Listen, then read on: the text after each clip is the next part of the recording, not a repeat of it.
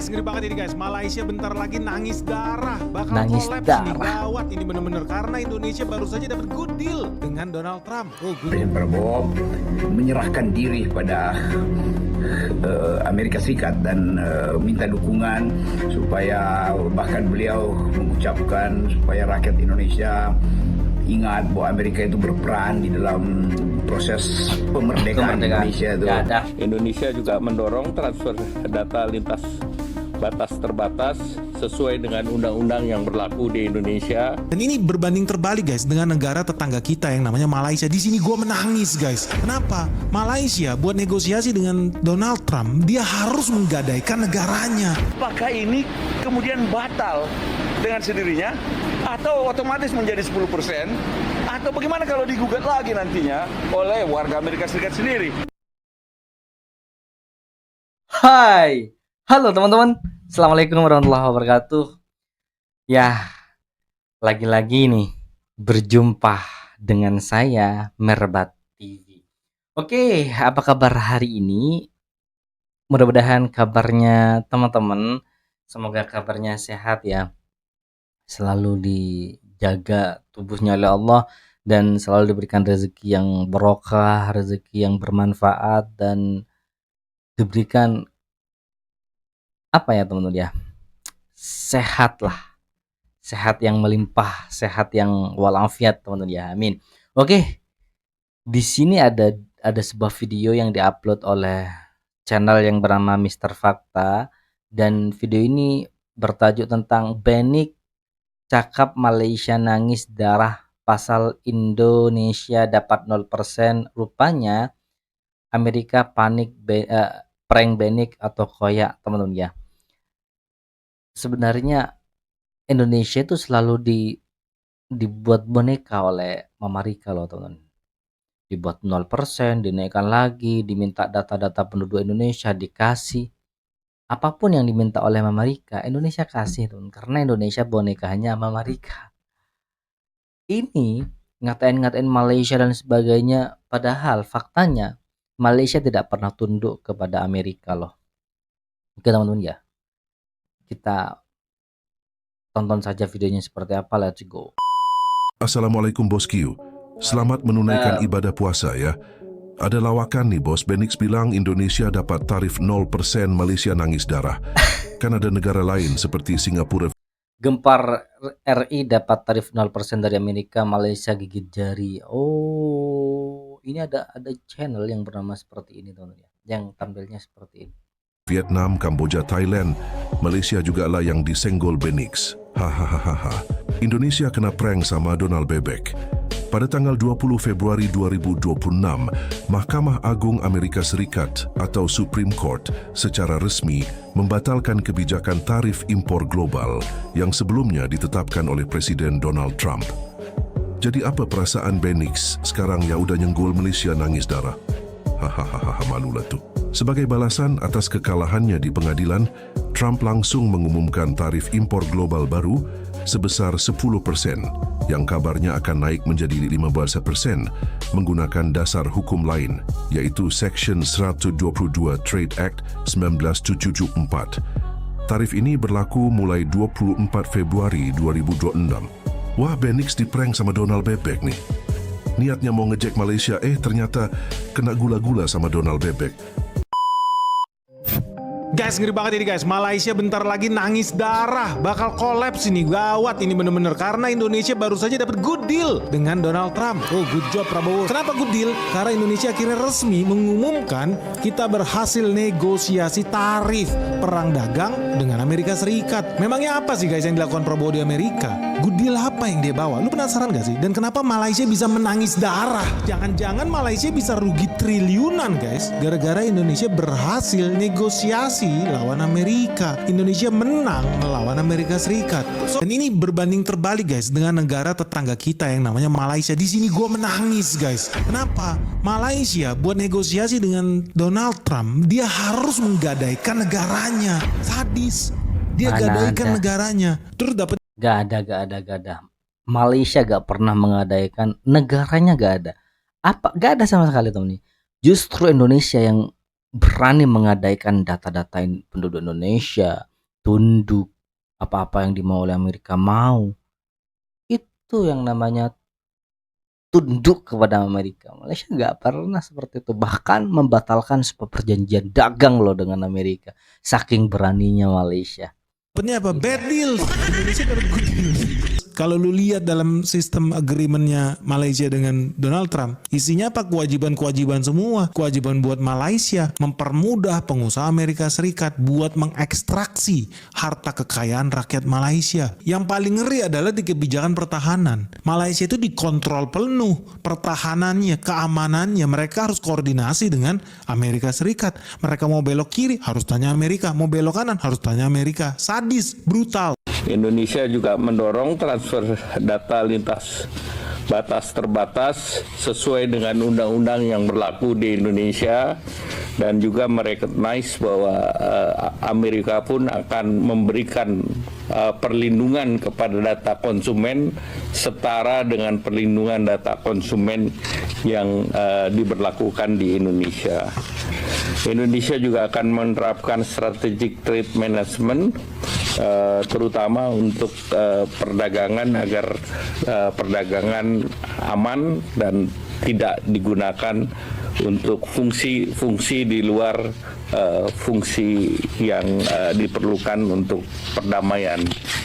Kemudian dia sesuai dengan posisi di dalam forum WTO, kedua belah negara sepakat untuk tidak mengenakan bea masuk transaksi ekonomi elektronik, dan ini juga kita berikan kepada Eropa, jadi bukan Amerika saja.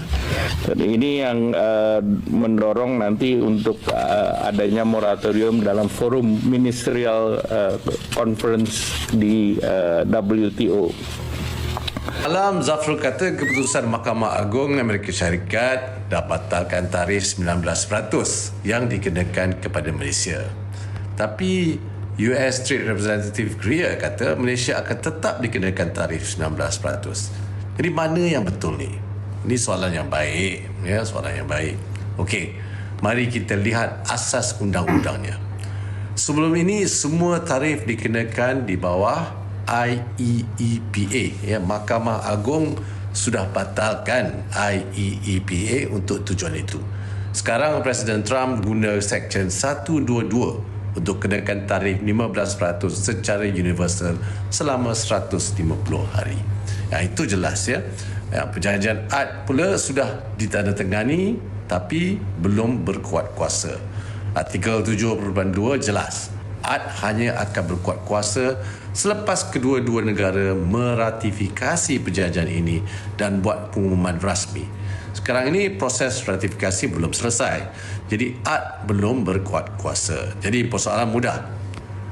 Jika IEEPA sudah tidak sah dan AD belum lagi berkuat kuasa, tarif 19% itu dikenakan di bawah peruntukan undang-undang yang mana?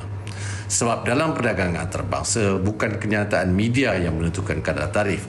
Yang menentukan kadar tarif ialah undang-undang yang dilaksanakan dan berdasarkan mekanisme terkini, kadar yang sah dan diumumkan secara rasmi ialah 15%, ya, di bawah Section 122. Itulah yang terpakai kepada semua negara buat masa ini, termasuklah untuk negara kita Malaysia. Jadi kita tunggu penjelasan lanjut daripada pihak Amerika Syarikat. Saya tak mempertahankan kerana kalau kita bincang ini seolah kita duk bahas tentang keputusan Mahkamah Agung. Saya cuma kata Mahkamah Agung dah buat keputusan dan apa pun keputusan yang dibuat bila dimuktamadkan kita tak akan pertikai. Sekarang ini dipertikai beberapa peruntukan termasuk yang saya baca tadi dan Section 338 tariffs, Section 201 tariff, classify licensing fees, Congress codifies tariffs. Semua tu masih tergantung. Ya.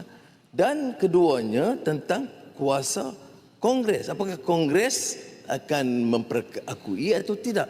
Jadi yang saya nak tanya, mengapa kita nak terburu-buru? Kerana Mahkamah Agung Amerika putuskan 3 hari yang lalu, hari ini kita kena putus ikut keputusan Mahkamah Agung. Saya tidak setuju.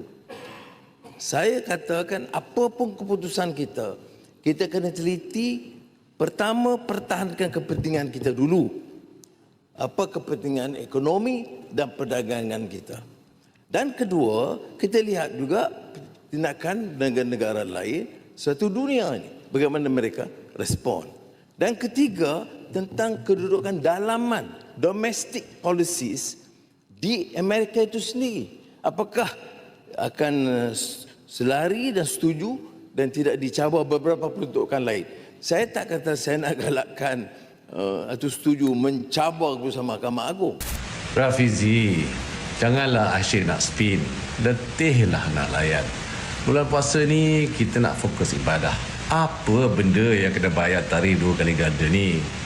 Bila Mahkamah Agung Amerika Syarikat dah batalkan tarikh, maknanya tarikh 19% yang kena kat Malaysia pun dah tak jadilah.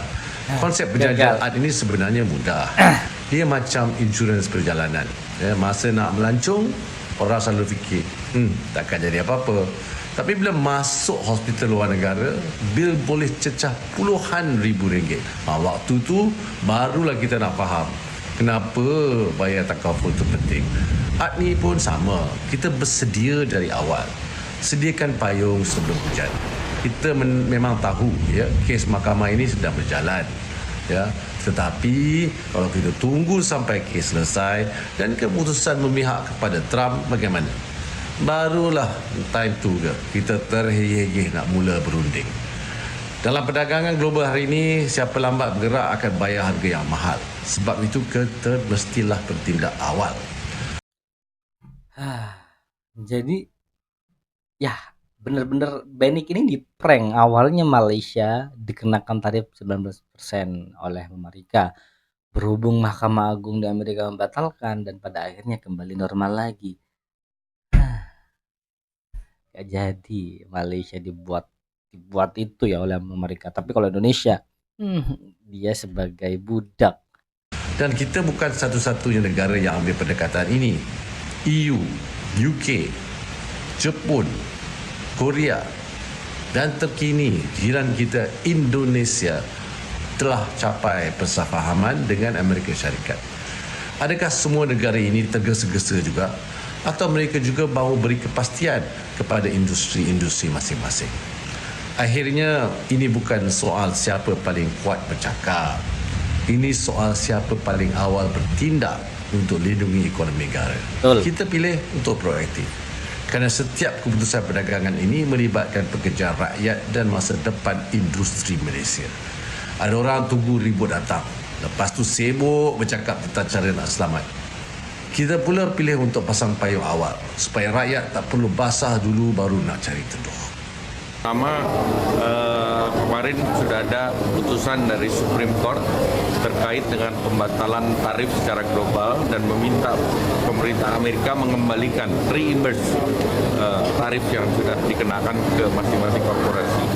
Nah, bagi Indonesia yang sudah menandatangani perjanjian, ini namanya perjanjian antar dua negara, ini masih tetap berproses karena ini diminta dalam perjanjian adalah untuk berlakunya dalam periode 60 hari sesudah ditandatangani dan masing-masing pihak berkonsultasi dengan institusi yang diperlukan.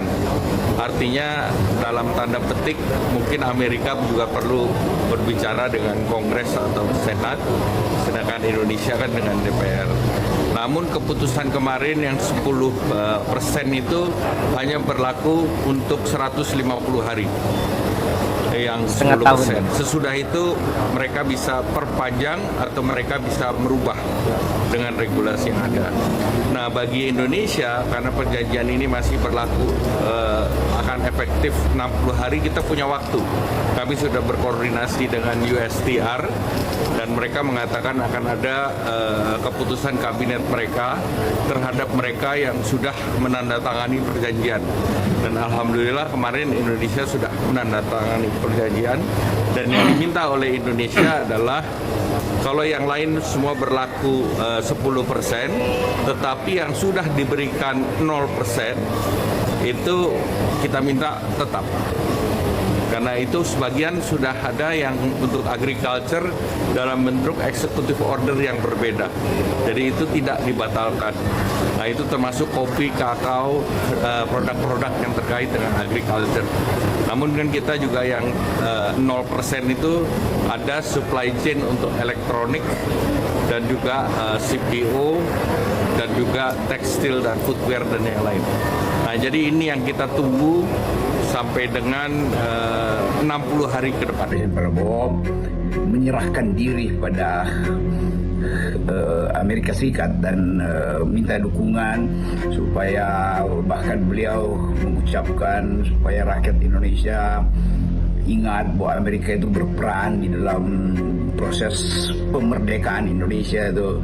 Tetapi yang sebetulnya harus kita baca di belakang negosiasi ini adalah melemahnya kedudukan Indonesia di mata global karena perjanjian itu lebih didasarkan pada kepentingan Amerika, entah itu soal Board of Peace maupun atau apalagi soal pengendalian tarif yang memungkinkan kita menerima sepenuh-penuhnya barang dari Amerika, tapi barang kita dikenakan biaya masuk 19%. Indonesia ternyata lemah itu, dan itu yang mesti kita pastikan. Dan mulai sekarang secara realis Indonesia menjadi bawahan atau bagian dari kepentingan Amerika, terutama Jadi prajurit.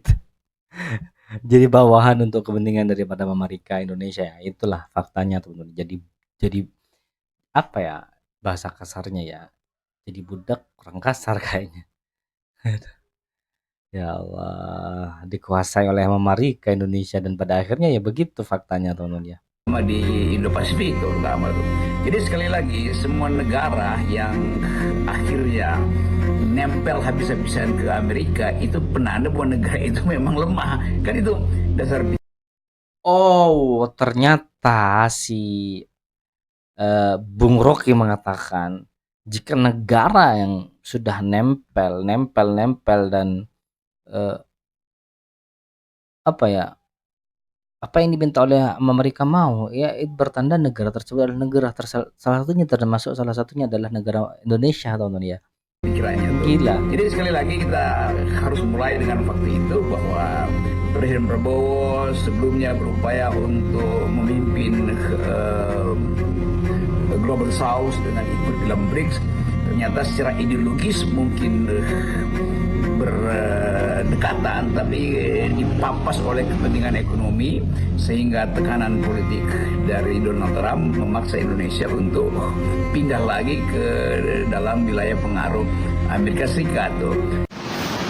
Semalam kita baru dapat berita bahwa Supreme Court of Justice di Amerika Serikat, Mahkamah Agung atau juga bisa juga sebagai Mahkamah Konstitusi Amerika Serikat, itu membatalkan keputusan tarif global dari Trump yang dilakukan beberapa waktu lalu itu, di mana hampir semua negara itu kemudian mendapatkan tarif. Kita Indonesia dapat 32%, lalu belakangan kemudian turun menjadi 19%, lalu kemudian Supreme Court tadi malam atau kemarin waktu Amerika Serikat itu membatalkan keputusan Trump. Walaupun Trump juga melawannya dengan katanya akan segera membuat lagi tarif baru yang lebih kecil, 10%. Tarif global juga berlaku untuk semua. Dan yang masalah lagi adalah kita juga kemarin juga mendapat informasi sudah ada trade agreement antara Indonesia dan Amerika Serikat, di mana kita mendapatkan tarif 19% ditambah dengan 0% untuk 1.800-an barang Indonesia, spesifikasi barang Indonesia. Nah, menjadi masalah adalah karena dengan keputusan Mahkamah Agung Amerika Serikat, Supreme Court, apakah ini kemudian batal dengan sendirinya atau otomatis menjadi 10% Atau bagaimana kalau digugat lagi nantinya oleh warga Amerika Serikat sendiri? Karena rupanya persoalan dalam negeri Amerika Serikat soal tarif ini belum selesai. Nah, apakah kita bisa melakukan negosiasi ulang? Dan ini tentu saja perlu kita dalami persoalan ini. Mumpung Presiden Prabowo masih di Washington, juga menteri-menteri kita, perunding-perunding kita masih di sana, rasanya kita perlu bertanya dan mencari kemungkinan apakah ini bisa melakukan renegosiasi ulang sehingga tidak perlu lagi 19%, dan termasuk juga beberapa artikel-artikel di dalam trade agreement tersebut. Ini pertanyaan kita, semua bertanya-tanya sekarang ini. Malaysia gigit jari, Malaysia nangis darah. Semua berbalik sendiri. Berjamaah kena prank Donald Bebek. Lagian pun Donald Bebek ini nggak bisa dipegang ucapannya. Dan sekarang data penduduk Indonesia udah ditransfer ke Amerika. Gadaikan. Tapi Malaysia tetap jaga marwahnya. Data penduduk mereka masih aman. Nggak digadaikan ke Donald Bebek. Nah intinya gitulah bro. Senjata makan tuan. Senjata makan tuan, itulah keberanian Malaysia yang patut Indonesia contoh, teman-teman ya. Jadi, andai kata Indonesia itu menantang kepada Amerika tentang ekonominya, tentang perdagangan dan sebagainya, yang rugi bukan Indonesia tapi Amerika. Berhubung Indonesia ini penakut, pengecut, lemah, ya udah. Apa yang diberikan tindakan oleh Amerika ya kita iayakan saja. Dan termasuk salah satunya adalah data-data penduduk Indonesia itu digadaikan ke Amerika. Gila. Oke. Buat teman-teman yang suka dengan video ini ya tinggalkan like-nya teman-teman ya. Baik, kita akhiri. Wassalamualaikum warahmatullahi wabarakatuh.